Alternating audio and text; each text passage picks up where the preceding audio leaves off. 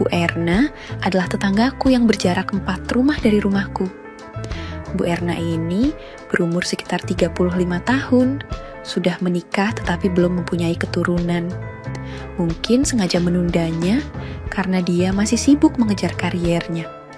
Sedangkan aku sebut saja Doni, 22 tahun, masih berkuliah.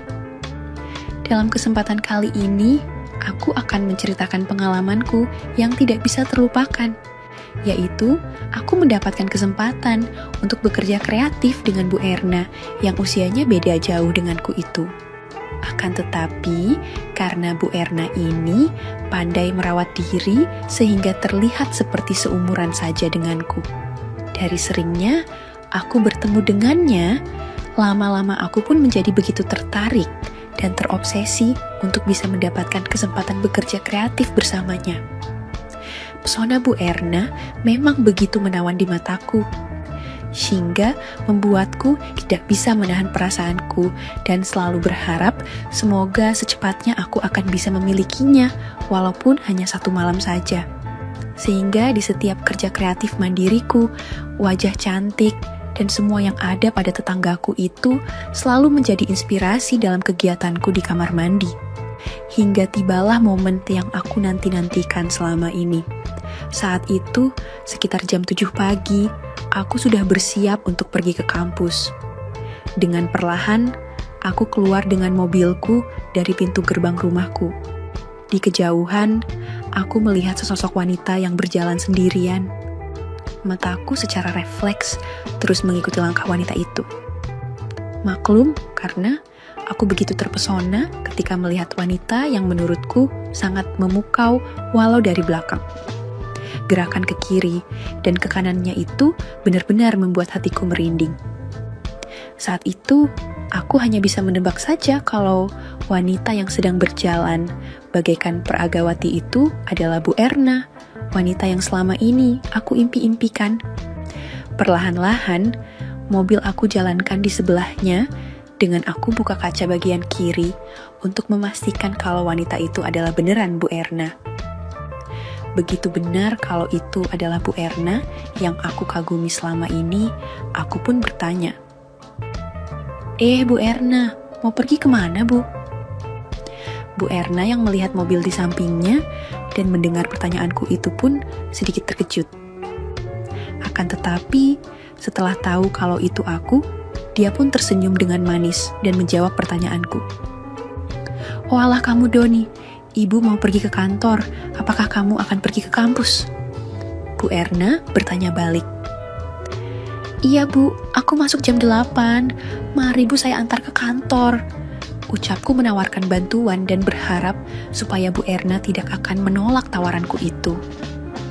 Karena menurutku, ini adalah momen yang sangat aku tunggu-tunggu selama ini.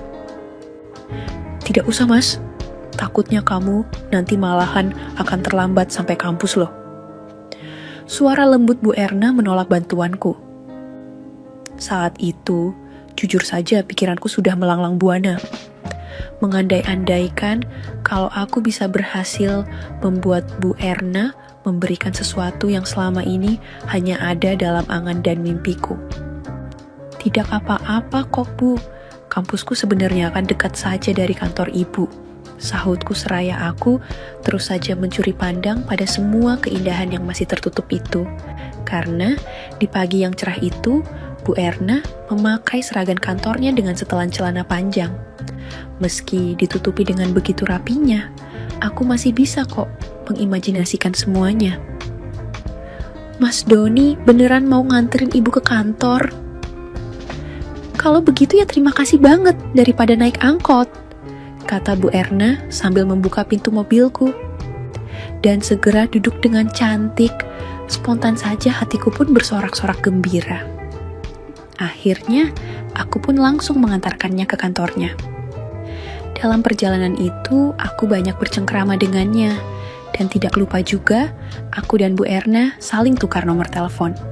Hingga akhirnya, pagi itu Bu Erna pun telah sampai di kantornya. Selanjutnya, aku langsung gas menuju ke kampus dengan perasaan senang sekali. Beberapa hari setelah kejadian di pagi itu, saat itu hari Sabtu kebetulan kuliahku libur. Tiba-tiba saja, telepon yang aku taruh di sebelah tempat tidurku berdering. Segera saja aku angkat, dan dari seberang sana, suara merdu seorang wanita langsung terdengar. "Bisakah ibu bicara dengan Doni sebentar?" "Ya, tentu saja bisa banget, Bu." "Selamat pagi, Doni. Apa kabar?" "Selamat pagi juga, Bu. Tumben ibu, pagi-pagi sudah nelpon. Adakah yang bisa aku bantu, Bu?" "Hari ini, apakah kamu ada acara Doni?" "Jika tidak, ada acara ibu mau minta tolong sama kamu untuk datang ke rumah. Karena laptop ibu tidak mau hidup, sedangkan suami ibu lagi ada tugas keluar kota." "Oh alah, siap Bu, dengan senang hati saya akan datang, tapi saya mandi dulu biar wangi, dan akan langsung ke rumah ibu." Jawabku dengan penuh semangat, serta penuh harapan semoga saja ini adalah kesempatanku untuk mewujudkan mimpi-mimpiku selama ini. "Baiklah Mas, tapi jangan lama-lama ya, sampai jumpa nanti." Suara merdu Bu Erna pun menghilang setelah sambungan telepon itu ditutupnya. Pagi itu, aku sangat senang sekali mendengar permintaan Bu Erna untuk datang ke rumahnya. Sehingga, pikiranku pun berkeliaran, khayalan demi khayalan datang silih berganti. Ketika jam sudah menunjuk ke nomor 8 lebih 30 menit, aku sudah selesai mandi dan berdandan. Sekarang saatnya untuk pergi ke Bu Erna. Aku tidak akan menyia-nyiakan kesempatan ini, Bu. "Tunggu kejutan dariku ya Bu Erna, ku sayang," gumamku pada diriku sendiri. Aku pun berjalan kaki menuju ke rumah Bu Erna yang hanya berjarak 100 meter dari rumahku. Sesampainya di rumahnya, aku langsung mengetuk pintu rumahnya. "Ya, sebentar," jawab seorang wanita dari dalam rumah itu yang tidak lain adalah Bu Erna. Setelah pintu terbuka, spontan saja aku benar-benar mendapatkan pemandangan yang begitu indah dan alami, yang dipersembahkan oleh penampilan Bu Erna yang berdiri tepat di depanku. Pagi itu, Bu Erna mengenakan celana 3/4 berwarna hitam yang dipadukan dengan kaos yang berwarna merah. Sungguh berbeda dengan ketika dia akan pergi ke kantor. Bu Erna kemudian mengajakku masuk ke rumahnya, yang langsung menutup pintunya dan sekaligus mengunci pintu rumahnya itu. Tentu saja, aku pun bertanya dengan apa yang dia lakukan itu. "Kok ibu mengunci pintunya?" tanyaku penasaran. Senyuman dari Bu Erna pun tercipta setelah dia mendengar pertanyaanku itu. "Biar aman tuh Mas, biar tidak ada yang mengganggu pada saat Mas Doni benerin laptop ibu itu," jawab Bu Erna sambil menuntunku ke ruang tengah di mana laptopnya itu berada. Sebenarnya, sudah sejak dari rumah keinginanku itu sulit dibendung. Apalagi ketika bertemu dan melihat penampilan Bu Erna yang begitu memukau itu di rumahnya dan hanya berdua lagi. Sesampainya di ruang tengah yang juga merupakan ruang tamu itu, di situ terhampar karpet biru dan ada 2 bantal besar di atasnya. Sementara di atas meja sudah disediakan minuman es sirup serta terdapat laptop yang harus aku perbaiki itu. Kemudian kami berdua pun duduk berdampingan. "Silahkan diminum dulu Mas sirupnya." Aku kemudian mengambil gelas yang berisi sirup itu dan meminumnya. "Mas Doni, kamu tahu tidak mengapa ibu memintamu datang kemari?" tanya Bu Erna. Seraya tangan kanannya diletakkan pada posisi yang hampir saja kena sahabat setiaku itu. Tentu saja hal itu membuatku terkejut dan gugup. Bukannya untuk benerin laptop ibu itu? Hehehe, jawabku. "Sebenarnya bukan untuk itu, Mas. Saat ini ibu butuh teman untuk ngobrol," jelasnya seraya tersenyum penuh hati. Mendengar penjelasan yang jujur itu, tentu saja aku senang sekali. Karena memang kesempatan inilah yang aku harapkan selama ini. Sehingga hari itu, Sepertinya mimpi-mimpiku selama ini akan segera menjadi kenyataan. Jadi, sebenarnya laptop ibu tidak kenapa-kenapa? Tanyaku dengan pandangan penuh tanya. Iya mas, karena kalau tadi ibu bilang hanya ingin ditemani ngobrol, takutnya Mas Doni tidak mau datang. Hihihi. Untuk Bu Erna, aku akan selalu siap kok ngapain aja. Hehehe. Bu Erna pun tersenyum dengan manis begitu mendengar jawabanku itu. Akhirnya, kami berdua pun mulai ngobrol tentang apapun. Semakin lama, obrolan kami pun semakin jauh saja arahnya. Bahkan mengenai kelebihan dan kekurangan dari suami Bu Erna. Sehingga aku jadi tahu kenapa selama ini Bu Erna tidak kunjung memiliki keturunan. Bahkan dengan jujur akhirnya, Bu Erna mengatakan kalau sebenarnya dia dan suaminya itu sudah lama ingin meminta bantuanku untuk memberikan bantuan berupa benih unggul. Karena menurut Bu Erna itu, akulah orang yang dianggap oleh suaminya tepat untuk masalah itu. Karena baik Bu Erna maupun suaminya itu tidak mau berpisah. Akan tetapi, mereka juga sangat menginginkan adanya penerus dalam keluarganya itu. Suami Bu Erna yang menyadari akan kekurangannya itu pun pada akhirnya membuat rencana ini. Untuk menjaga image, aku pun berpura-pura kaget dengan rencana Bu Erna dan suaminya itu. Akan tetapi, setelah Bu Erna merajuk sedikit dan terus berusaha memberikan pancingan, tanpa berlama-lama, aku pun segera bersiap-siap untuk memberikan benih unggul yang aku bawa itu. Hari itu, tidak hanya sekali benih, itu aku tanamkan akan tetapi beberapa kali.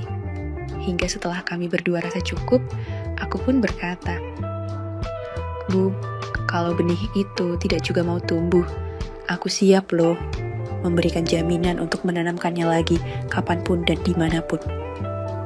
Iya mas, terima kasih banyak sebelumnya. Tapi jujur saja mas, hari ini ibu benar-benar bahagia. Sama bu, aku juga bahagia sekali mendapatkan kesempatan seperti ini dari ibu. Mas, sebentar, aku telepon suamiku dulu ya, untuk mengabarkan kalau rencana kami itu sudah berhasil terlaksanakan. Tapi bu, tenang saja sayang, jangan takut. Karena ini memang beneran rencana suamiku kok. Jelas Bu Erna seraya mulai menelpon suaminya. Pada saat Bu Erna berbincang dengan suaminya di telepon itu, aku tidak mau tinggal diam. Dengan penuh kasih, aku berusaha membuat keinginan Bu Erna itu kembali muncul. Sehingga suara Bu Erna pun terdengar merdu di telinga suaminya. Yang pada akhirnya, suaminya itu pun malahan meminta Bu Erna untuk berpindah ke panggilan video. Aku pun akhirnya menyapa suaminya itu dengan gugup. Akan tetapi dengan santainya, suami Bu Erna itu malahan memberiku semangat. Sehingga akhirnya dengan disaksikan oleh suami Bu Erna, sekali lagi aku pun menanamkan benih unggul itu dengan cukup sulit. Karena sudah beberapa kali sebelumnya aku menanamkannya. Sementara itu, di seberang sana aku lihat suami Bu Erna yang juga berada di dalam sebuah kamar hotel juga berusaha kerja kreatif secara mandiri. Akan tetapi, karena sebelumnya sudah dijelaskan oleh Bu Erna kalau suaminya itu ada kekurangan dalam hal itu. Aku melihat kalau usaha suaminya di sana itu tidak juga membuahkan hasil. Akan tetapi, aneh bin ajaib, setelah semakin lama dia melihat istrinya itu bekerja kreatif bersamaku, perlahan tapi pasti usaha suami Bu Erna itu pun mulai kelihatan berhasil. Sehingga ketika aku telah sukses dalam usahaku menanamkan benih unggulku itu, di seberang sana suami Bu Erna pun ikut menyiraminya. Tentu saja, baik Bu Erna maupun suaminya menjadi senang sekali. Karena ternyata terapi yang hari itu kami lakukan bisa menjadi penyembuh bagi suami Bu Erna. Singkat cerita, setelah suami Bu Erna pulang dari tugasnya di luar kota, dia memintaku untuk datang ke rumahnya. Dan tentu saja dengan senang hati, aku pun menghadiri undangannya itu. Sungguh, tidak aku sangka kalau ternyata suami Bu Erna itu mengajakku untuk menanamkan benih secara bersama-sama. Hal itu katanya sebagai rasa terima kasihnya atas kesembuhan yang dia dapatkan dari bantuan yang aku berikan waktu itu. Sungguh aneh bin ajaib, kesembuhan suami Bu Erna itu ternyata permanen alias sembuh total. Sehingga aku pun merasa senang karena bisa membantu pasangan suami istri itu. Akan tetapi juga merasa sedih karena dengan sembuhnya suami Bu Erna itu, tentu saja peluangku kerja kreatif dengan Bu Erna menjadi berkurang. Berkurang ya? Bukan tidak sama sekali. Karena kalau aku mau tetap mendapatkan izinnya. Hal itu lagi-lagi sebagai ucapan terima kasihnya. Sebab untuk menyembuhkan kekurangan suaminya, itu tidak hanya sedikit uang yang telah dihabiskan. Waktu pun terus berlalu hingga akhirnya Bu Erna berhasil mempunyai keturunan. Akan tetapi, yang menjadi aku bingung adalah benih siapakah sebenarnya yang unggul, benih yang dari aku atau yang dari suaminya. Singkat cerita, setelah berhasil lulus dari kuliahku, aku langsung bekerja di sebuah rumah sakit swasta terkenal. Karena saat kuliah itu, aku mengambil jurusan kedokteran. Setelah bekerja selama lebih dari 2 tahun, aku pun akhirnya sudah boleh untuk membuka praktek di rumahku sendiri. Sementara itu, di rumah sakit di tempat aku bekerja, aku juga termasuk salah seorang dokter yang pintar dan cerdas di antara dokter-dokter yang lainnya. Hal itu aku ketahui karena pemilik rumah sakit di mana aku bekerja itu juga memberikan penilaian tersendiri kepada dokter-dokter yang bekerja di sana.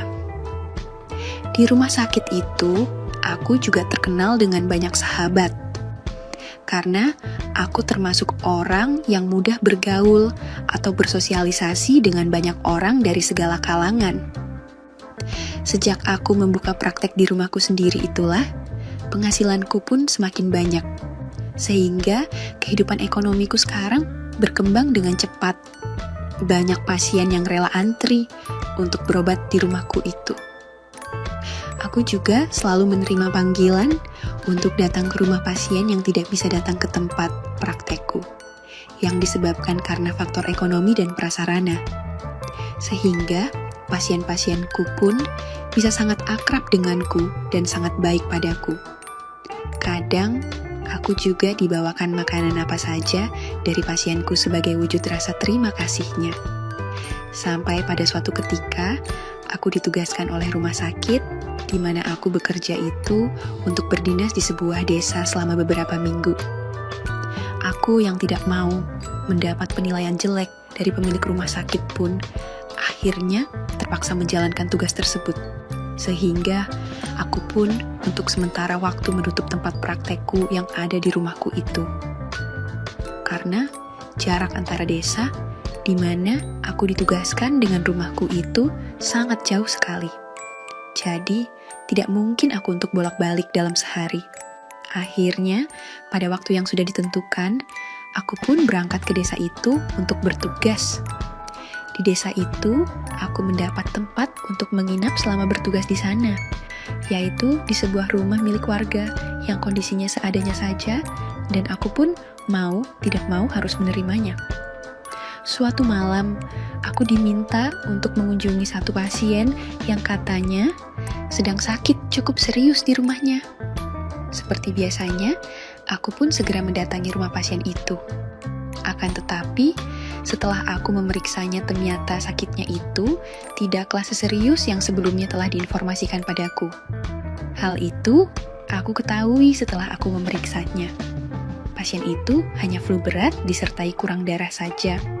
Sehingga dengan suntikan dan obat yang biasa aku berikan bagi mereka yang seperti itu saja, si ibu itu sudah dapat diringankan penyakitnya. Karena aku rasa sudah cukup acara pengobatan itu, maka aku pun segera bersiap untuk meninggalkan rumah si ibu yang sakit itu. Akan tetapi, sebelum aku meninggalkan rumah itu, tiba-tiba ada kabar kalau tanggul yang ada di daerah itu jebol, sehingga air bah menerjang kawasan itu. hingga akibatnya mobil kijang bututku pun kena imbasnya, yaitu terbenam sampai setinggi kurang lebih 50 cm. Sehingga tidak mungkin aku memaksakan diri untuk melanjutkan perjalanan balik ke rumah di mana aku menginap. Air dalam waktu singkat sudah melebar kemana-mana. Dengan segera, aku pun membantu si ibu yang barusan aku obati itu untuk mengungsi ke lantai atas. Karena kebetulan rumah petaknya terdiri dari 2 lantai. Dan di lantai atas itu ada satu kamar kecil, yaitu satu-satunya kamar untuk putrinya. Karena tidak memungkinkan bagiku untuk pulang, maka si ibu itu pun menawarkan padaku untuk menginap di rumahnya sampai air surut. Singkat cerita, di kamar yang sempit itu pun, si ibu itu segera tertidur dengan pulasnya karena pengaruh obat yang telah aku berikan. Sehingga tinggallah aku berduaan dengan putri si ibu itu. Yang baru aku sadari kalau ternyata dalam sinar remang-remang cahaya itu, putri si ibu itu tampak manis sekali. "Pak dokter, maaf ya, kami tidak dapat menyuguhkan apa-apa. Karena semua perabotan dapur terendam di bawah sana," ucap putri si ibu itu membuka percakapan dengan suaranya yang begitu merdu. Sekalipun di luar sana masih terdengar suara hujan yang masih mendayu-dayu. "Enggak apa-apa kok," sahutku singkat. Selanjutnya, untuk melewati waktu malam itu, aku pun jadi bertanya banyak hal padanya. Yang akhirnya, aku ketahui kalau dia itu bernama Marni. Bahkan pada akhirnya, aku pun jadi tahu kalau ternyata Marni itu telah menikah. Akan tetapi, suaminya telah tiada karena sebuah kecelakaan di laut 2 tahun yang lalu. Di rumah itu, mereka hanya berdua saja, karena ibunya yang sakit-sakitan itu. Maka, Marni memilih untuk tetap hidup sendiri demi merawat ibunya itu, karena ayahnya telah tiada. Untuk memenuhi kebutuhan sehari-harinya, Marni bekerja pada pabrik konveksi pakaian. Akan tetapi, yang membuatku tercengang adalah ketika Marni bertanya padaku di kota mana aku tinggal. Dan setelah dia tahu asalku, Marni pun mengatakan kalau kakak perempuannya juga tinggal di kota di mana aku tinggal. Setelah aku menanyakan siapa nama kakaknya itu, aku pun spontan menjadi sangat terkejut. Karena ternyata nama kakaknya adalah Erna. Dan itu ternyata tidak lain adalah Bu Erna yang beberapa tahun lalu pernah meminta tolong padaku perihal benih unggul itu. Hal itu aku ketahui pasti setelah aku tanya pada Marni perihal ciri-ciri kakaknya itu. Takutnya salah orang kan yang namanya Erna itu biasanya banyak. Setelah aku yakin kalau kakaknya itu adalah Bu Erna, aku pun mengatakan pada Marni kalau aku bertetanggaan dengan kakaknya itu. Akan tetapi, tentu saja aku tidak menceritakan padanya perihal benih unggul itu. Pada saat aku melirik ke jam tanganku, ternyata jam telah menunjukkan 1:30 dini hari. Ketika aku melihat kalau Marni mulai terkantuk-kantuk, maka aku pun segera menyarankan padanya untuk tidur saja. Dikarenakan sempitnya kamar itu, aku terpaksa duduk di samping Marni yang mulai merebahkan diri untuk tidur. Tampak rambut Marni yang panjang terurai di atas bantal. Tidak berselang lama, Marni pun mulai tertidur, tinggallah aku yang semakin galau. Apalagi ketika Marni berbalik dalam tidurnya itu, sehingga menciptakan satu pemandangan yang begitu indahnya di depanku. Dan dalam jarak yang teramat dekat. Dengan perlahan aku pun mencoba keberuntunganku, akankah malam itu aku akan berhasil juga mendapatkan lowongan kerja dengan Marni, adik dari Bu Erna? Dengan perlahan, aku mencoba merebahkan diri di sampingnya, dan ternyata Marni tetap lelap dalam tidurnya. Pikiranku pun menjadi semakin menerawang jauh. Mendadak aku teringat akan Bu Erna yang pernah memberikan kerja kreatif padaku. Aku pun akhirnya secara perlahan mencoba memberikan pancingan pada Marni. Akan tetapi, apa yang aku kerjakan pada Marni itu belum juga membuatnya terbangun dari tidurnya. Sehingga aku semakin nekat melangkah lebih jauh. Aku mulai menyadari kalau keinginanku di malam itu semakin menuntut untuk segera dipenuhi. Ketika aku semakin jauh dalam gerilyaku saat itu, terasa olehku kalau Marni mulai bergerak dan tampak terbangun. Dan dengan cepat aku mengambil tindakan agar dia tidak sampai bersuara gaduh. Berkat pengalamanku selama ini, malam itu aku pun berhasil membuat Marni yang pada awalnya tampak tidak menginginkannya. Semakin lama Marni terlihat mulai rileks. Dan sepertinya dia mulai ikut terbawa dalam suasana romantis yang aku ciptakan di malam itu. Setelah aku yakin kalau Marni tidak akan melarangku, aku pun sejenak memandang wajahnya. Sungguh, tidak aku sangka ternyata Marni menganggukkan kepalanya dengan pelan sebagai kode kalau aku diperbolehkan untuk meneruskannya. Ternyata malam itu Marni sangat bekerja sama. Ketika aku rasa kalau sudah waktunya, dengan segera aku pun bersiap untuk menyempurnakannya. Rambut panjangnya kembali terurai di atas bantal. Marni pun secara perlahan mulai sedikit membuka jalan bagiku, sehingga dengan mudah aku menjalankan misiku di malam itu.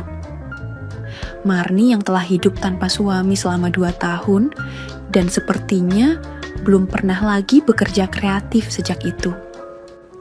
Pada awalnya, memang kami mengalami sedikit kesulitan, akan tetapi itu tidaklah lama. Malam itu, akhirnya, aku pun berhasil memberikan pada Marni satu kebahagiaan yang cukup lama tidak lagi dia dapatkan. Selanjutnya, aku berbisik, "Marni, terima kasih ya." Marni juga terima kasih Pak Dokter karena setelah 2 tahun baru ini, saya mendapatkannya kembali. Berarti kamu tidak punya pacar atau calon suami. Iya Pak. Saya tidak tega kalau harus meninggalkan ibu saya sendirian. Keesokan harinya, setelah air mulai surut, aku pun segera kembali ke rumah di mana aku menginap. Semenjak aku mengalaminya dengan Marni itu, pikiranku terus saja kepada Marni. Akhirnya, karena aku terus saja teringat padanya, layaknya orang yang sedang jatuh cinta. Akhirnya, aku pun memutuskan untuk pergi mendatangi Marni dan menyampaikan padanya kalau aku ingin menjadikannya sebagai istriku. Marni tentu saja bingung, karena kalau dia menikah denganku, tentu harus ikut denganku nantinya ke kota. Dengan siapa ibunya nanti? Akhirnya, aku sampaikan pada Marni kalau aku juga akan mengajak ibunya tinggal di kota. Setelah Marni menanyakan pada ibunya, apakah dia akan setuju kalau dia menikah denganku. Dan setelah ibunya setuju, 1 bulan kemudian, setelah aku kembali bertugas ke kota, aku pun segera melangsungkan pernikahanku dengan Marni. Sementara itu, Bu Erna yang mengetahui kalau aku akan menikah dengan Marni yang merupakan adiknya itu, tentu saja merasa heran dan seakan tidak percaya. Kok bisa-bisanya aku bertemu dengan Marni dan akhirnya memutuskan untuk menikah. Itulah namanya, jodoh sudah ditentukan. Akan tetapi, Bu Erna juga merasa senang sekali karena dengan demikian dia akan menjadi dekat dengan ibunya dan adiknya itu setelah mereka aku boyong ke rumahku. Semenjak aku menikah dengan Marni aku dan Bu Erna pun mengakhiri kontrak kerja kreatif kami. Hingga akhirnya, aku pun oleh Marni diberikan hadiah istimewa berupa seorang keturunan yang ganteng, sehingga kami pun hidup rukun dan bahagia. Tamat. Oke, segitu dulu untuk kali ini, dan semoga kalian, bosku semua, terhibur hari ini ya. Sekali lagi, tidak pernah lupa Mimin ingin mengingatkan bahwa tidak ada maksud untuk merusak moral.